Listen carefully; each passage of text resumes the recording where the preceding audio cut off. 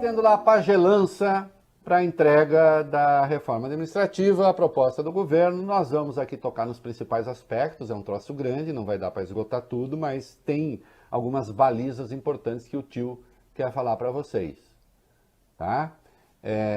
Bom, de saída, começo lembrando que o funcionalismo público das três esferas da administração, né, federal, estadual e municipal, custou o ano passado 927 bilhões ou 13,6% do PIB. É muita coisa, alguma coisa precisa ser feita. A questão é saber se, ao tentar fazer coisa, vão tentar pegar peixe pequeno. Eu vou apelar a Padre Vieira. Vai ser peixe pequeno ou vai ser peixe grande? Como dizia Padre Vieira. Cultural. Né? Muitos peixes pequenos não comem um peixe grande, mas basta um peixe grande para comer muitos peixes pequenos, não é isso?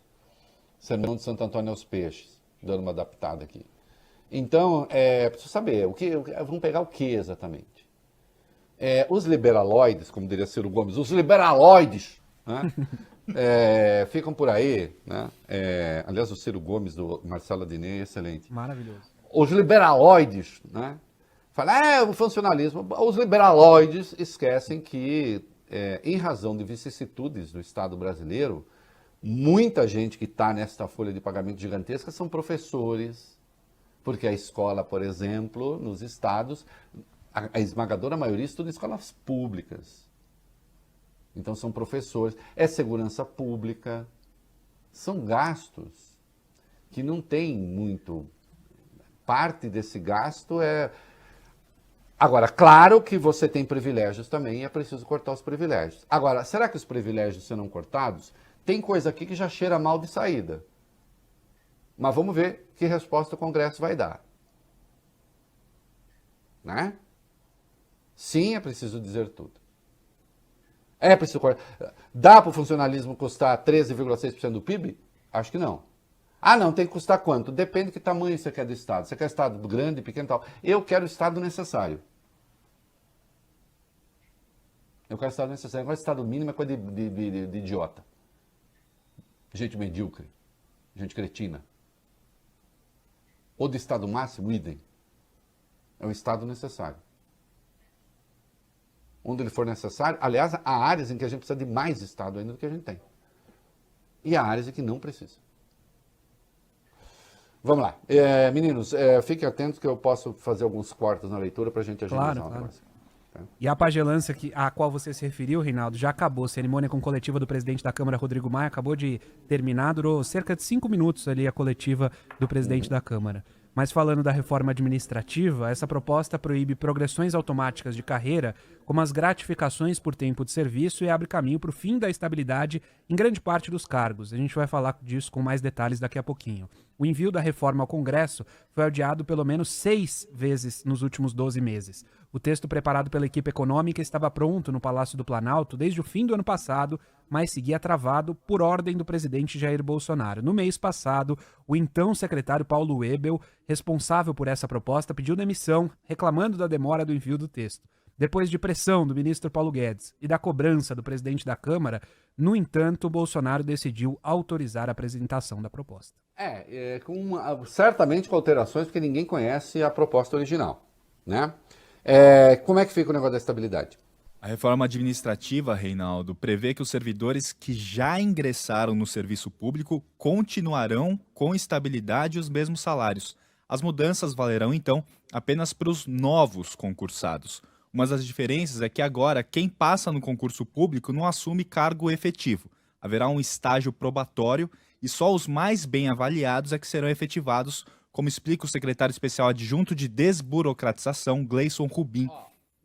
Não, desculpa, Claro. eu quase atropelei, o Bob Furu eu atropelei. Às vezes as pessoas me xingam, que aí você atropela todo mundo. O tio é assim, o tio é meio acelerado. O tio é velhinho acelerado. Olha aqui, não mexe com quem já porque certamente a segurança jurídica impediria e o governo seria derrotado, né? Eu não tenho nada contra a que mude as regras da estabilidade, eu acho que há problema sim. Agora, atenção, a gente precisa também tomar cuidado e proteger o Estado brasileiro de gente que vai querer usá-lo para vencer a eleição, para botar os apaniguados. Por exemplo, tem um troço que o Bolsonaro meteu ali que não pode passar. E eu já vou dizer o que é. E tem um outro troço que eu também não gosto, não, porque está se criando assim uma espécie de proletariado do serviço público e da aristocracia do serviço público. Eu quero saber quanto custa o proletariado e quanto custa a aristocracia. Qual é o custo da aristocracia do Ministério Público? Não, do Ministério Público, também, que também está lá, né? Do serviço público. Então vamos ver.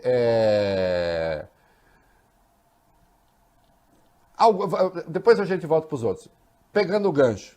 Alguns estão de fora. Quem é que está de fora da reforma? De qualquer mudança?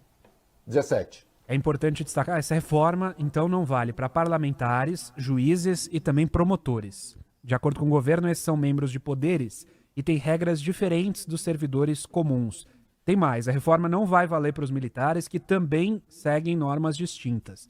Para que haja mudanças nessas carreiras, os poderes legislativo e judiciário devem fazer uma reforma própria, ou a proposta atual deve ser ampliada. Isso vai ser discutido ainda no Congresso. Ah, eu espero que sim. Eu espero que sim, né? Porque, por exemplo, se há uma categoria privilegiada hoje, são os militares. Para ficar claro, quando a gente fala membros dos poderes, não é de um poder oculto, não. É poder legislativo, judiciário. Isso, exatamente. Né? Os militares têm privilégios que eu considero inaceitáveis. Os únicos que têm hoje aposentadoria integral, por quê? Militar americano que vive em guerra desde o século XVIII, eles recebem 70% quando vão para a reserva do que ganhavam na ativa. Aqui é integral. E as outras carreiras também. Ah, não, tem irredutibilidade do salário. Não, eu sei, tem irredutibilidade do salário, está na Constituição, mas nada que você não possa mudar também. Quer dizer que a gente pode congelar com facilidade o salário de professor, mas não vai mexer aqui com os medalhões? Bom, um primeiro princípio de reforma é ela ser universal. Ah, não, mas aí são carreiras do Estado. Puxa vida, eu acho que a professorinha que ensina um garoto deveria ser considerada uma profissão de Estado. Quer coisa mais nobre do que isso? Ah, não seja demagogo. Não, não sou. Não é demagogia. É que eu quero saber como é que vai ser esse negócio. Porque pegar os aristocratas, inclusive os aristocratas que poderiam declarar ilegal a reforma, né? Então você diz que aqueles que vão votar a reforma e aqueles que vão julgar a reforma não estão sujeitos à reforma. Só estão sujeitos à reforma quem não vai votá-la, nem quem vai julgá-la. E, no entanto, eu acho a reforma necessária. Só que eu acho que é preciso conversar com a sociedade. Desculpem, eu sou um democrata. Essa reforma será feita item 15 por estágios? É isso, vamos lá. Isso, a proposta do governo prevê o fim do chamado regime jurídico único, que estabelece a estabilidade dos servidores. Com essas mudanças, vão existir ao mesmo tempo diferentes regras de estabilidade para servidores públicos. O primeiro grupo seria formado por carreiras típicas de Estado, com regras parecidas com as atuais sobre estabilidade e aposentadoria. Um projeto de lei definirá quais serão essas atividades incluídas. O ingresso vai se dar por meio de um concurso público. O segundo grupo, previsto na proposta, seria formado por servidores com contratos de duração indeterminada, que não teriam estabilidade como a que acontece hoje. Eles poderiam ser demitidos em um momento de necessidade de corte de gastos, por exemplo, e o ingresso também seria por meio de concurso público. E um terceiro grupo, por sua vez, seria composto por funcionários com contrato temporário. Esses também não teriam estabilidade no cargo. O quarto grupo, por fim, seria formado por cargos de liderança e assessoramento com vínculos temporários. Esses profissionais também não teriam estabilidade nos cargos. Quero saber qual é a proteção que vai haver para esses temporários, para que prefeitos, governadores, mesmo presidente da República, não utilize o serviço público em benefício de campanha eleitoral. Porque esse é o sentido original da estabilidade. É não submeter o funcionalismo a esses interesses. Houve desvio depois de conduta? Houve. Mas é preciso que a gente pense nisso. Existe o fim dos penduricalhos? Vamos lá. Isso, Reinaldo. A proposta de reforma administrativa também elimina uma série de benefícios existentes atualmente apelidados de penduricalhos. Entre esses benefícios que o governo pretende extinguir estão, vamos lá, licença-prêmio, que que é um direito do servidor de tirar 3 meses de licença a cada 5 anos para tratar de assuntos pessoais. Quer acabar também com os aumentos retroativos, as férias superiores a 30 dias ao ano, o adicional por tempo de serviço e quer acabar com a aposentadoria compulsória como punição, ou seja, a pessoa punida deixa de trabalhar, mas mantém o salário. Eu quero saber o seguinte, isso vai valer para o judiciário? Não, já disseram que para o judiciário não vai valer, já disseram que para o Ministério Público não vai valer. Eles têm 60 dias de férias, por exemplo. E aí? Juiz que é pego com a boca na botija é aposentado obrigatoriamente, mas recebe o integral do salário proporcional ao tempo que trabalhou. Ah, não, mas juiz está fora, porque é um regime próprio. Militar está fora, porque é regime próprio. O Ministério Público está fora, porque então tá. Aí nós temos, infelizmente, eu tenho que recorrer a termos clássicos, já superados até na linguagem de esquerda. Se formou a burguesia do Ministério Público e o proletariado do Ministério Público. Né? Temos de fazer uma reforma que não instaure, eu estou sendo irônico, porque vai ter imbecil que não vai perceber a ironia, que não reinstaure, sei lá, o que inaugure a luta de classes no funcionalismo. Pensou? Aí a gente fica à espera de aparecer um Lenin do proletariado dos servidores. Tem um problema conceitual nisso tudo. Tem um problema conceitual nisso tudo. Quem vota e quem julga a reforma, insisto, está livre da reforma. Quem nem vota nem julga sofrerá a reforma. Quer uma coisa que tem mais a cara do Paulo Guedes do que isso? Não, né? Ah, é contra a reforma? Não, eu estou dizendo aqui, ó, 13,6% do PIB, 927 bi. Pô, tem que mexer nisso. Mas tem que mexer mesmo. É que eu não tenho simpatia por gente que não mexe com quem pode. Eu gosto de gente que mexe com quem tem poder. Com quem não tem poder, qualquer covarde mexe. Quero saber quem mexe com quem tem poder. Economia para já? A primeira fase da reforma administrativa não gera economia nenhuma aos cofres públicos. De acordo com o secretário especial... Falei isso ontem aqui, tem um monte de gente que ficou zangada comigo. O que eu vou fazer? O secretário especial adjunto de desburocratização, Gleison Rubim, diz que a economia mesmo vai depender das próximas etapas a serem apresentadas. O segundo e terceiro passos da proposta incluem mudanças na remuneração inicial dos servidores, o tempo de permanência do servidor em cada carreira e as diretrizes para a recomposição da força de trabalho. O problema é que esses temas são sensíveis no Congresso, como a gente sabe, e devem encontrar bastante resistência por parte das categorias. Eu quero saber quem vai reformar a burguesia do servidor público. Porque quem vai reformar o proletariado do servidor público eu já vi. Que é onde tem dinheiro a rodo, que vai que nem... Né? E vai muito. Só o auxílio moradia que o Fux estendeu para juízes e procuradores durante... Ficou 3 anos, 4 anos, custou mais de 5 bilhões. Né, Luiz Fux? Eita. Sim, o governo também vai acabar com algumas carreiras, atualmente são 117, que abrigam mais de 2 mil cargos diferentes, então vão tentar dar uma reduzida ali nas coisas e tal.